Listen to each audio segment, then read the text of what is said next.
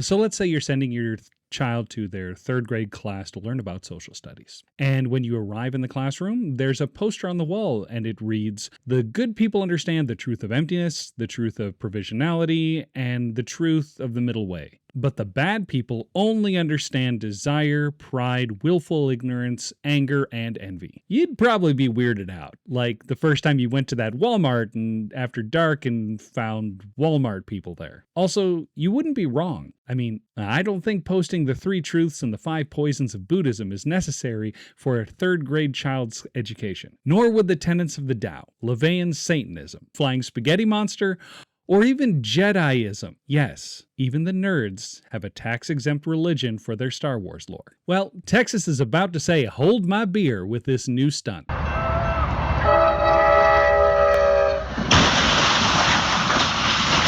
Texas would require all public classrooms to display the 10 Commandments under a Republican proposal that cleared a major vote Saturday and would make the state the nation's largest to impose such a mandate. If passed as expected, the measure is likely to draw a legal challenge from critics who consider it a constitutional violation of the separation of church and state.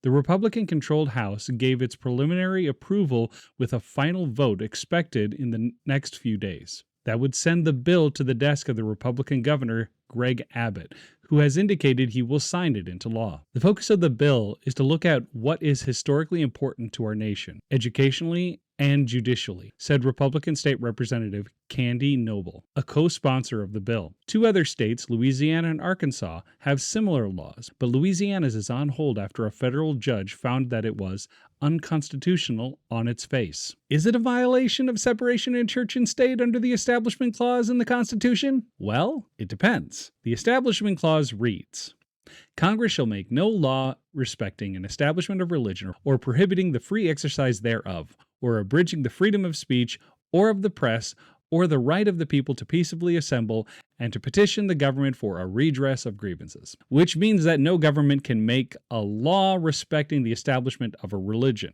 And here is the depends part, okay? There's something called the lemon test. No, not with actual lemons.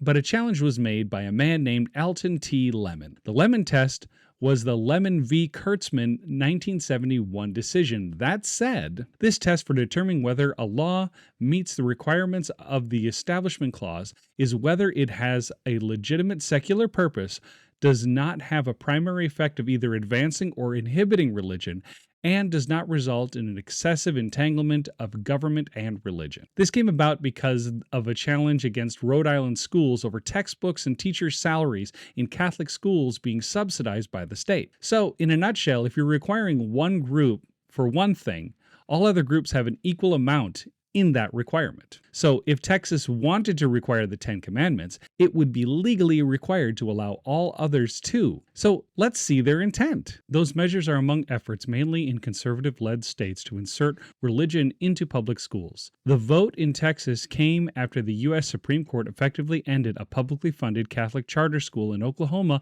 on Thursday with a 4-4 tie following a string of high court decisions in recent years that have allowed public funds to flow to religious entities. Texas lawmakers have also passed and sent to Abbott a measure that allows school districts to provide students and staff a daily voluntary period of prayer or time to read a religious text during school hours. Abbott is expected to sign it. "We should be encouraging our students to read and study their Bible every day," Republican State Representative Brent Money said. "Our kids in our public schools need prayer, need Bible reading, now more than they ever have." Supporters of requiring the 10 Commandments in the classroom say they are part of the foundation of the United States judicial and educational system and should be displayed. And this is where the depends turns into a...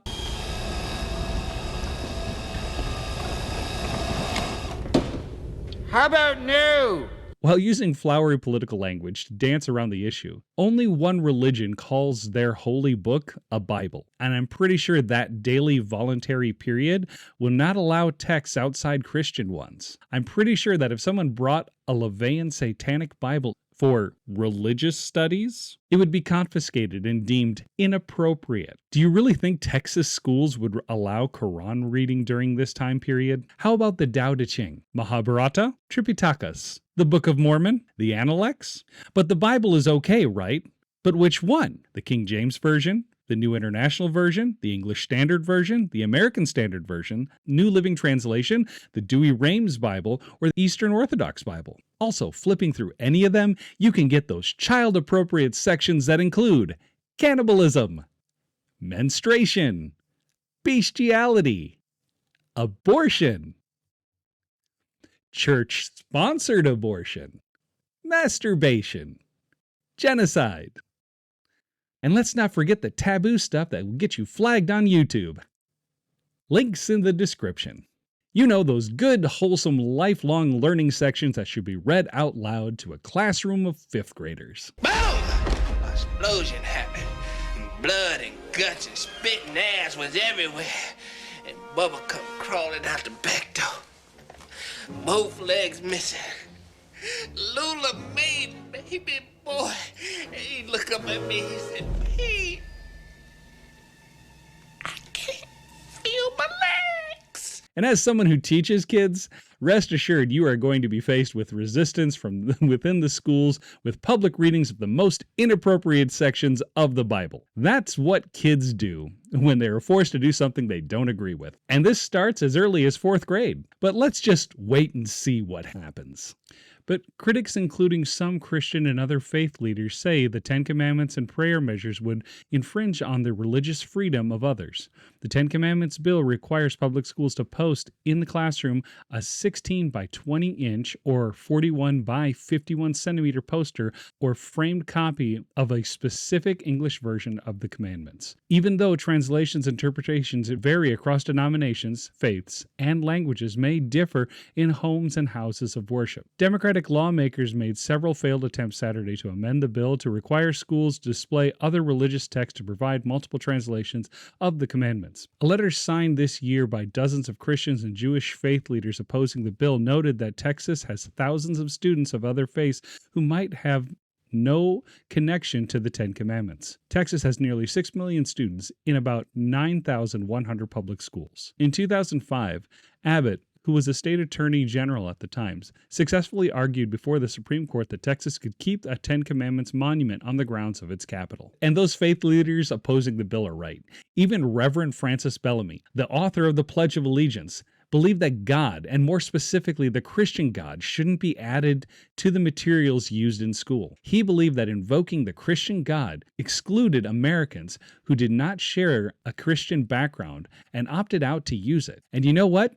He was a Baptist preacher and a card-carrying socialist. It was Eisenhower in 1954 who decided to change the Pledge of Allegiance and add "under God," against the wishes of the then-deceased author. History doesn't repeat itself, but it rhymes. Now, the Texas legislator is forcing the 10 Commandments in every classroom and possibly even looking at adding religiously driven Christian studies. Let's do a little shoe on the other foot. Would you want your children to have Buddhism's Eightfold Path plastered in every classroom wall? How about Confucius' definitions of what describes Junzi or righteous person? Maybe you would prefer the rules of respect and reverence as written in the Sikh holy book, the Guru Granth Sahib. If you wouldn't force your child to do this, maybe we should take a bit of wisdom that is present in all 4 books in Christianity, Buddhism, Confucianism, and Sikhism. And that thing is the golden rule.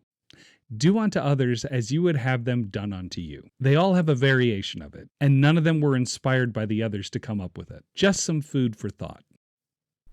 Hi there, this is Desperado Sensei with FOFA News. We'd just like to remind you to like and subscribe for our content, and also follow us on Substack. Every now and then we write pieces that don't necessarily turn out to be videos, so check us out when you get a chance. Thank you. Bye.